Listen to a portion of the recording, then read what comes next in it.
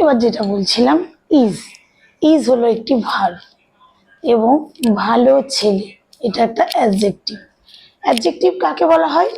যার সম্বন্ধে আমরা কোনো দোষ গুণ বিচার করি।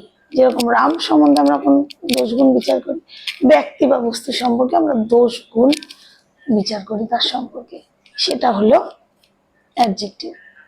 এবার আমাদের মূল জিনিসটাই আসি, সেটা হলো তোমরা যখন সেন্টেন্সটি গঠন করবে তখন সবসময় জানবে প্রথমে সাবজেক্ট বসে, সাবজেক্টের পরে ভার্ব বসে এবং ভার্বের পরে শেষে আমাদের অবজেক্ট বা কমপ্লিমেন্ট বসে। তাহলে তোমরা নিশ্চয়ই জানতে চাইবে কোনটা সাবজেক্ট, কোনটা ভার্ব, কোনটা অবজেক্ট, কোনটা কমপ্লিমেন্ট। তা সাবজেক্ট কোনটা? যখন তোমরা যার সম্বন্ধে কিছু বলবে, সেটা তো প্রথমেই বললাম, রাম, রামটা হলো সাবজেক্ট। সাবজেক্টের পর আমাদের ভার্ব বসছে।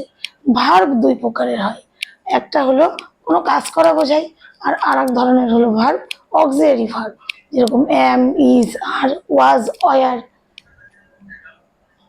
আরো ডু ভার্ব বসে, অ্যাব ভার্ব বসে, অনেক কিছু বসে। তা আমার প্রত্যেকটা ভিডিও তোমরা সুন্দরভাবে যদি লক্ষ্য করো, সব কিছু তোমরা জানতে পারবে। শুধুমাত্র তো মুখে বলে কিছু বোঝানো যায় না, বোর্ডে লিখিয়ে সুন্দরভাবে আমি এমনকি আমি ছবি এঁকেও সুন্দরভাবে বোঝাই স্টুডেন্টদেরকে, যাতে ওরা আরো সুন্দরভাবে বুঝতে পারে। তো দেখো, ইজ হলো একটি ভার্ব, তাই তো? ইজটাকে বলা হচ্ছে অক্সিলারি ভার্ব। ভার্বের পরে বসছে আমাদের অবজেক্ট। অবজেক্ট কোনটা? ভালো ছেলে, এটা হলো অবজেক্ট।